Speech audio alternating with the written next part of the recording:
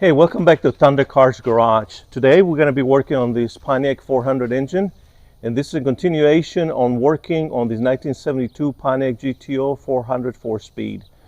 The engine is on the engine stand, and what we're going to be doing today, I already cleaned it up a whole lot. I am going to replace the freeze plugs. The freeze plugs are already out.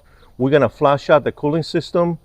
We're going to do the timing chain and gears on the front there. And we're going to assemble the engine today. It's going to be kind of a semi-refresh. I'm not going to mess with the bearings, rod bearings, crankshaft, the main bearings and stuff like that. But I am going to replace the gaskets as much as I can, except the head gaskets. So everything's going to look like a brand new engine. And this engine was running real good, so I don't see no reason why I should go ahead and disassemble the whole thing. I am concerned a little bit about flushing out the cooling system because some of these freeze plugs were kind of rotted out, and there was some rust in it inside the cooling system. But anyways, I'm going to flush it out with water. So I'm set up right here so you can see what I'm doing. But before I do that, I'm going to show you all the parts that are ready to go. They're already painted Pontiac green, and I want to show you what I got. So stick with me, and thank you for coming back to the video. Here we go. I'm going to give you a close-up of what I got so far. I did chased all the threaded holes with WD-40 and a tap. This way it's kind of look kind of wet right there. You can see the Pontiac 400 casting number there. And this engine for its age looks really good. Let's see inside the cooling system block area where the freeze plugs go. You can see some debris there, some rust. You can see the exposed rods and the lower turning assembly, I suppose that's what you can call it. And on the front, you can see the timing chain, which is kind of loose. And as you can see right there, I am going to replace it. I have a new one. So since I'm down this far, I'm replacing that. And replace all the gaskets as well. And here's the other side. It's got some casting numbers there. GM5DN. Don't know what that means. And here's the inside of those holes where the freeze plugs go. You can see the cylinders there. So we're going to clean all that up and want to flush all that. You see part of the head down here. I removed the sensors and everything. We're going to flush everything out with water to get off the remaining rust and everything out of there. Then we're going to blow it out real good with air, and then we're going to paint it, and we're going to make it look like brand new, even though it's not brand new. But we're going to make it look good. This engine was running really good, so I don't see a reason why I should take it all apart and redo everything. Seemed to be like it was a low mileage engine, but anyways, still 50 years old, but it ran really good, and I'm not worried about it needing major overhaul. So let me come over here this way, turn slowly. And there's my dog checking things out. His name is Mo. You've seen him in other videos. Let me start right here. I got a bunch of parts. They already painted. This is the original intake that I got on the Pontiac 400. I detailed everything as much as I could. It did have a lot of the original brackets and stuff right there, and some electrical solenoid there, and the original coil there that goes to the choke. And got it real nice and clean and beautiful. It looks like brand new. Cleaned it. You can eat off of it, literally. Thermostat housing. It looks really nice. It's an original 4-barrel intake. And then on this table here, actually on a wooden pallet, I got everything lined up here. Timing chain cover, everything has been cleaned beyond belief. I mean, it took me hours and hours and hours to get everything nice and beautiful. And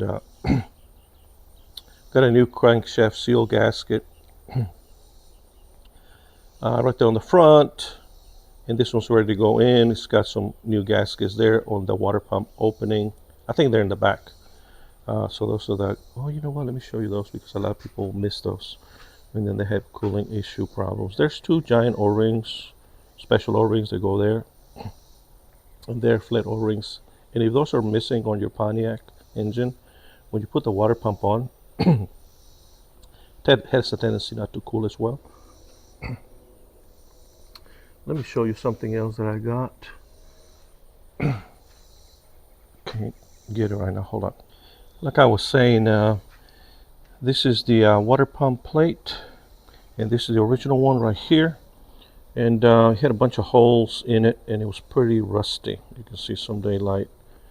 Those little holes there, the rest of there at the bottom. So I'm replacing it with the new one. And as you can see right here, this is the new one. And like I was saying earlier,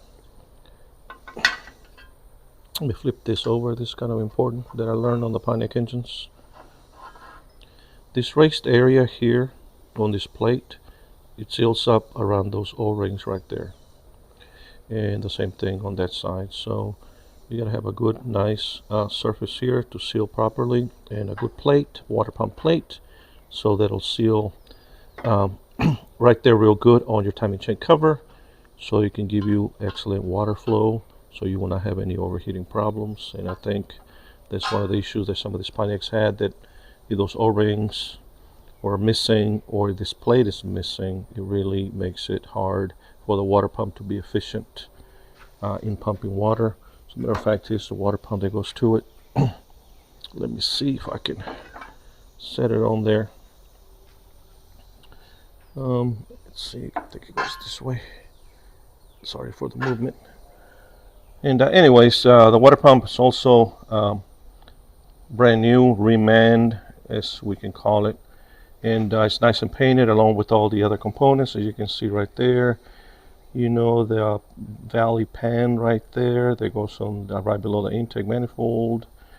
We got our oil filter adapter with this sensor, harmonic balancer, oil pan. This is the original valve covers. They're not great. They have a little bit of rust in those holes right there, but I'm going to put them on because they're original. And I'm going to touch that up with some paint for it to make it look good. Power steering pump, fuel pump, dipstick. You can see I went far and beyond and cleaned everything and wire wheeled everything and painted everything before installation. This is for the rocker arm baffles that go on the heads. They're also ready to go. Here's the power steering brackets, and all nice and painted, semi-gloss black, along with the crank pulley and water pump pulley. So it goes on and on and on. I have parts everywhere that I'm going to be installing on this car. And there's my dog again, and there's the some other parts there on the floor. And then moving along this side, and this is the part we're going to be putting on right now. I got the brass freeze plugs I'm going to be putting on, and they're going to go right there as soon as we flush out this engine. But anyway, so I just wanted to give you a overall view of what I'm about to do and show you those parts. And we're going to start working on this engine and get it all flushed out, install the freeze plugs, blow it out, clean it out, give it a nice paint job, and start assembling the engine. So let's get this done. There you go, I'm all set up. And I got the garden hose here, the little nozzle, and I want you to concentrate on what's going to come out of this hole here, because I'm going to be flushing it through this freeze plug holes here on the block, and we're going to see that stuff coming out there, and hopefully it'll drip down outside my shop so it will not make a mess. And this could get messy. I don't know which way. Move that out of the way. This thing is going to splash or want to go. So let's get this started. Let's see. I'm going to start a little bit at first.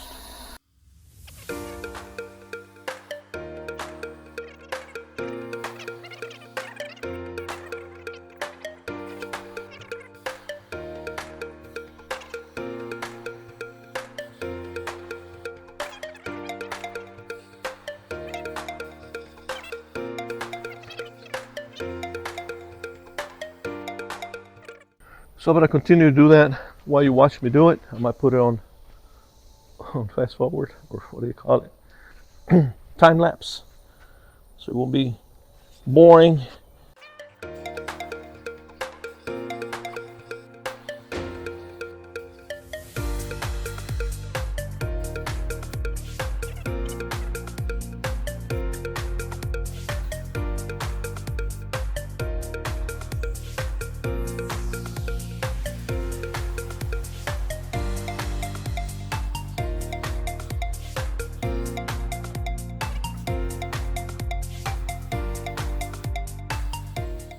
Never gonna get everything 100%, but we're gonna get as much as we can.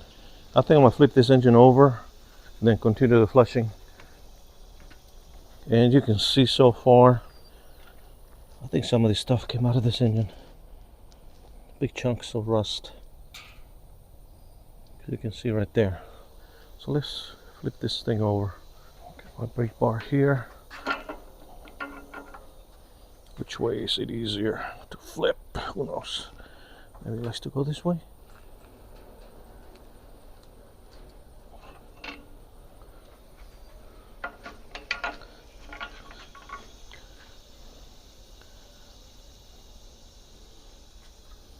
Help it.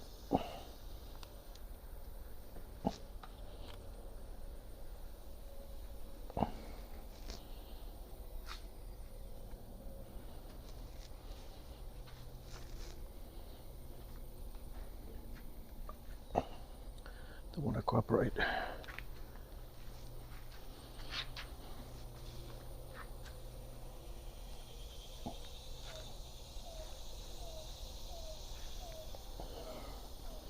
I guess the weight of the engine is fighting against me, but we're almost there.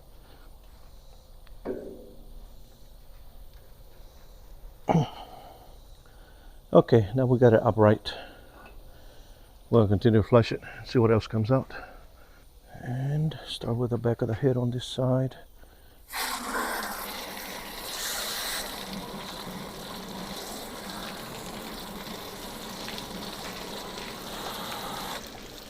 Try to get all the ports that I can.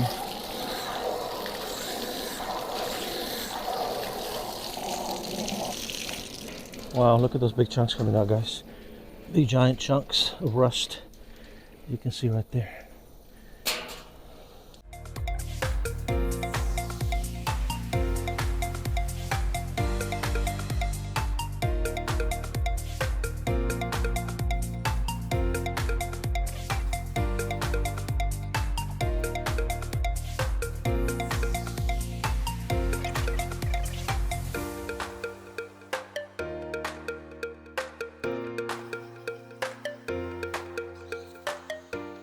Okay, I think that'll do it, guys. Feel real confident and real good about that. We're gonna give it an overall rinse to not gonna hurt the engine at this point. Everything's pretty disassembled. We're gonna clean and blow everything out and make sure all this water is out of it. So at this point, this engine being this far disassembled, it's not gonna, the water's not gonna hurt it at all.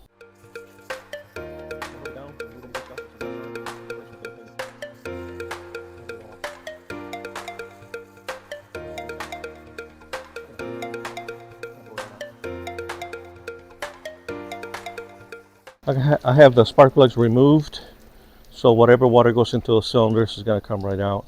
We got to lubricate the cylinders too, so by the time we get everything kind of dried up.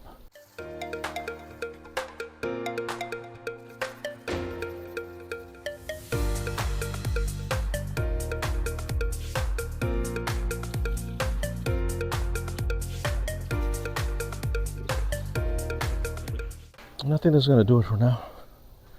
For this part of the video, where you got splashed and wet, it was refreshing, especially now here in East Texas. It's weather's unbearable in the 90s. Very, very hot. Everything looking real good. We give it a good rinse. I'm gonna get my air gun, blow gun, and we're gonna blow all this out. Preparation of getting stuff replaced and getting stuff ready for painting and assembling. So let's get that done. I'm gonna move that engine or roll that engine out into a better part here of the shop where I can work on it a little bit better and out of the sun. So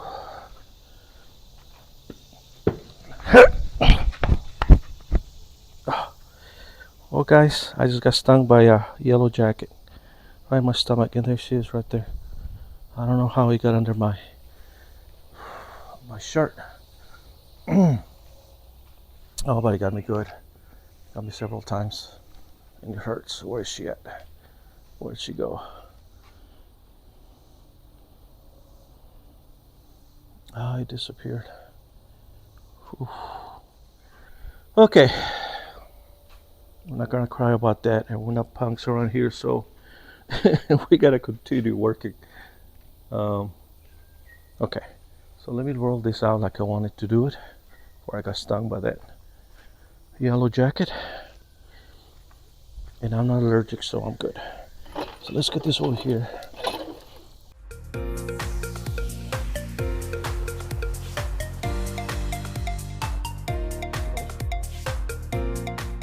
And that's a little bit better, so that I can work on it.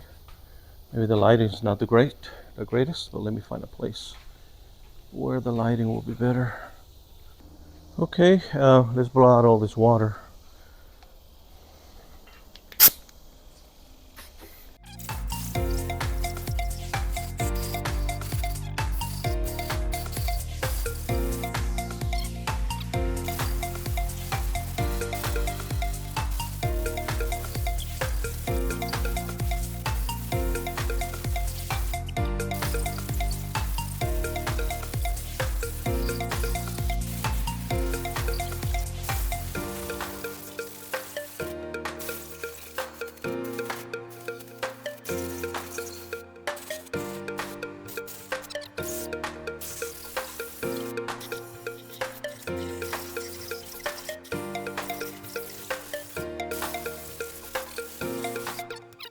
We're still gonna be blowing water and everything out of it.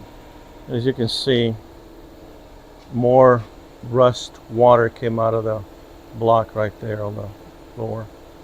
So we gotta continue to keep on flushing it. Even when the engine is in the car and before we start it, we're gonna flush everything out again without a thermostat to make sure that all the junk comes out of it. Okay, so let me set up here. What are we gonna do next? I think we're gonna do that timing chain next. I have my air compressor on and running, and there it is. It just shut off. I think I need better lighting. Let me set up a light here so you can see better. Then after the timing chain, we're gonna take a break. I'm going to mark the timing marks with the dot of black or white paint, just for the sake of you guys that are watching. You can see what I'm doing. There's a dot right there. I'll put a dab on there, and there's another dot there. You can barely see it. And this is on the old timing chain and gears. And they need to be up and down, so that they are up and down, straight up and down. I had previously had set that in place. So I set that right there. I need to remove the eccentric or the center bolt on the camshaft there, and then remove the gears, and see if this one's going to cooperate, and lined everything up with the new one. There's a close-up. Get a little bit straighter here, move the light. You can see that the marks are straight up and down, close to each other, like so. You can also see the slack in the chain. I don't know, some of these engines, you know, even when they don't have many miles, they develop a lot of slack. So let's get that off. Okay, well let's get these gears off. And I'm gonna see right here so you can see what I'm doing. Remove the center bolt for the camshaft with my heavy duty DeWalt. There we go. And this is the eccentric that drives the fuel pump. Every time, you know, it's well, I explain it real quickly, even though this is not for amateurs. But every time, since the hole on this one is on the side, every time it goes around, it kind of wobbles and it goes like that.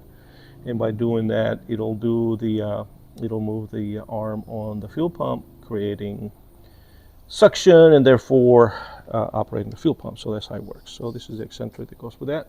We're gonna set it right there along with the bolt for now. And let's see. I'll need to remove this bolt here as well. Not tight, just on there. Well, now it wants to be tight, huh? I want to get out. Put it back where it was. Line up the dots. And then I'm going to hit it with the impact. That way maybe the dots won't move, but we can still adjust them after we're done. I think it's a 15-16 socket. Let me grab it. Okay, let's hit it.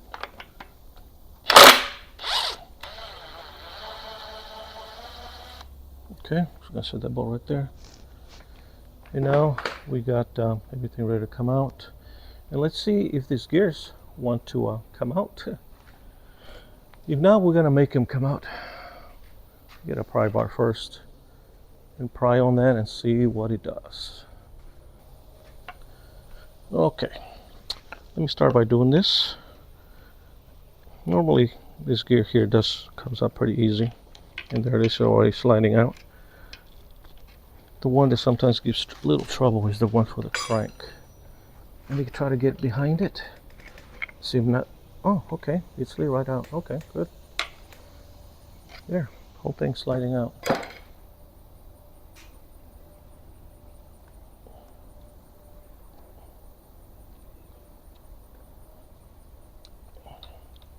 Well, there. This is a steel gear, so maybe it was replaced at one time or another. Who knows? We're replacing it since it's not very expensive, and it's a crucial item for the engine for it to be on time. And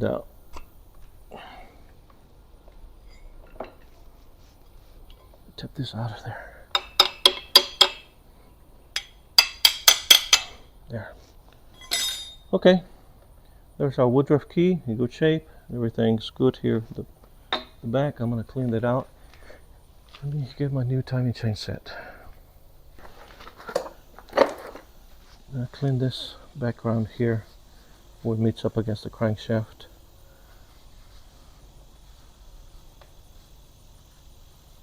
And right here where the cam goes.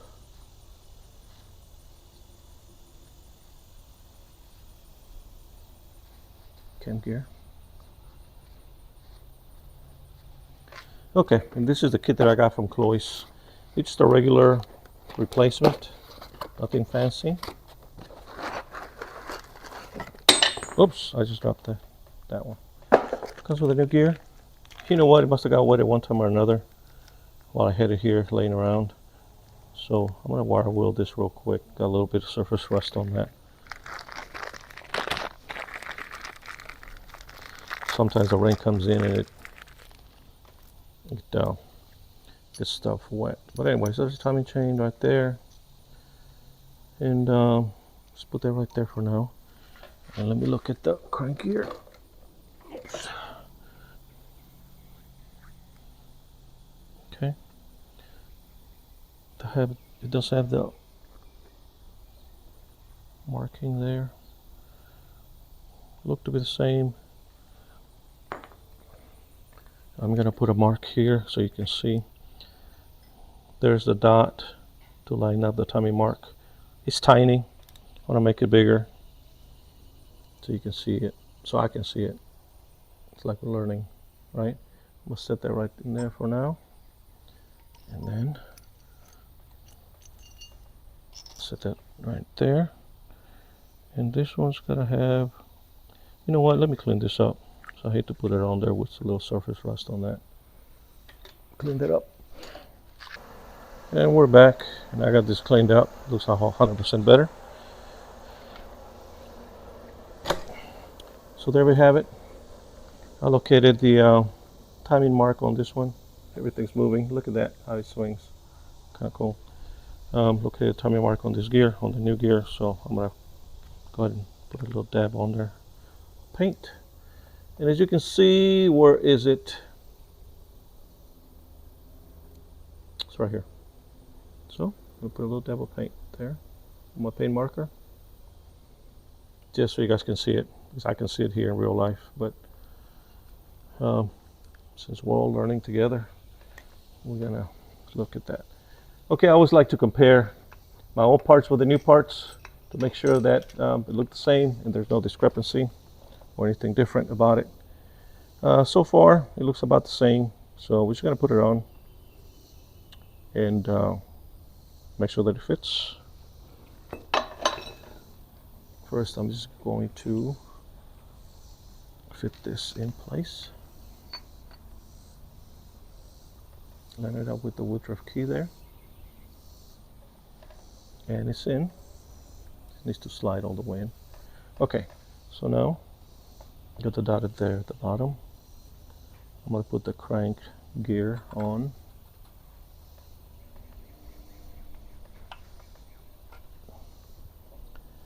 And there we go.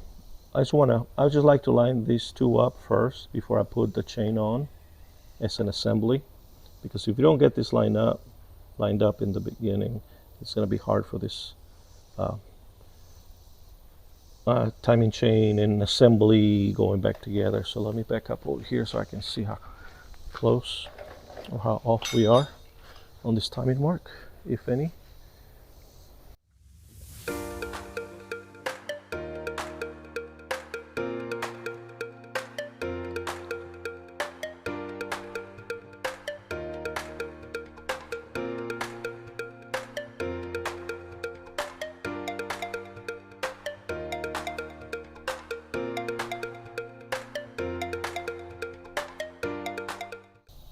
Yeah, I think the bottom cranks might be a tiny bit off. So what we're going to do is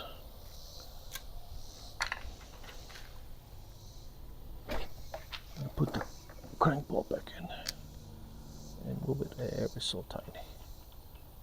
That way, on the lower crank gear.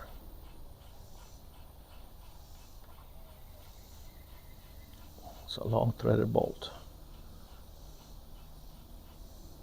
Okay, just a little tad that way. Maybe there. Let's check again.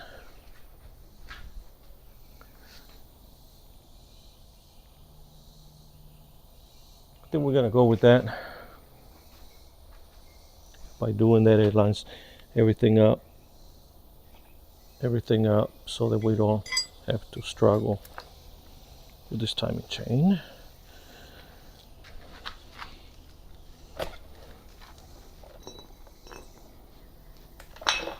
Make some room here. Straight up and down, lining up. Chain goes right over like so. Looks good. We're going to remove this gear so we can slide it in place along with the chain, since this one we're going to leave in there. So we're going to go like so. We want to line that up like that. It looks good. And if you were off, guys, by a tooth, it'll look like this, or two. See how it changes? Even one tooth. See how it doesn't line up? Since we already have everything lined up, all we got to do is make sure this looks straight up and down. See? Makes it easier. And then all you got to do is maybe take this in a little. I pushed it. It's almost there. Karate chop. That didn't work. Let me get this over here. We get a hammer. I'm just going to tap it ever so slightly. I'm not going to hurt it.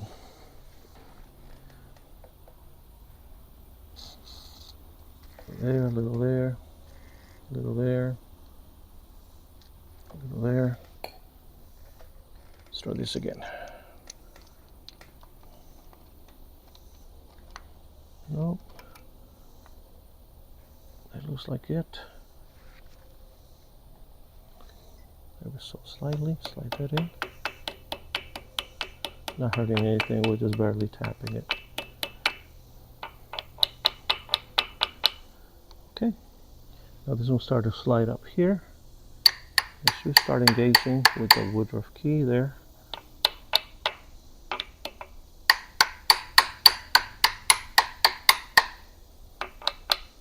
Well, we're still lined up. Here we are. I think it just started to go in properly. I think it just bottomed out. We're going to check our marks to make sure they're straight up and down.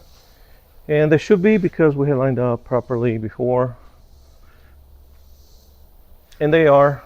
And that's how you put in the engine's moving on that engine stand. That's why it's wobbling. It's not you, it's not the camera. It's the engine wobbling on the engine stand. Look at that. You can move it with one finger. Okay, so perfect timing. Now put the eccentric back on. Does have a little tab here that goes into that hole. Lines it up. We're going to line it up.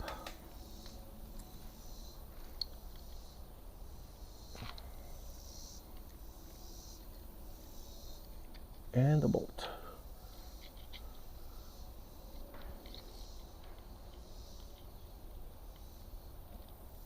Why does that feel kind of wobbly?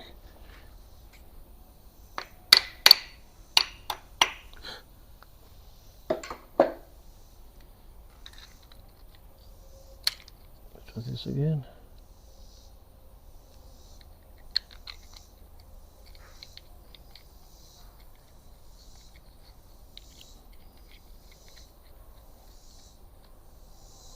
We torque that down.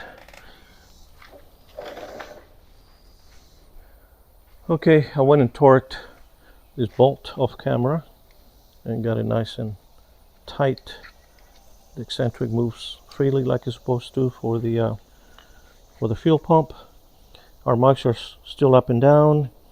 You know, this is way tighter than what it used to be. It's got a little slack, but I think that's acceptable. That's brand new parts. So we're down with this part here. So that's ready to go. I think our next stage or part will be either do the timing chain cover. Yeah, that's probably what we'll do, since we need to button this area up right here. Let's try to work on the timing chain cover. So first of all, should I say, remove this bolt from here. There you go. It is a matching number engine. It's got the VIN right there, so that's already been checked, and very happy to know that. It's got also the engine designation right here, and that matches as well. So pretty happy about that. Original engine. If you enjoyed this video and you got something positive out of it, please like and subscribe. Thanks for sticking until the end. Thanks for watching. Have a great day.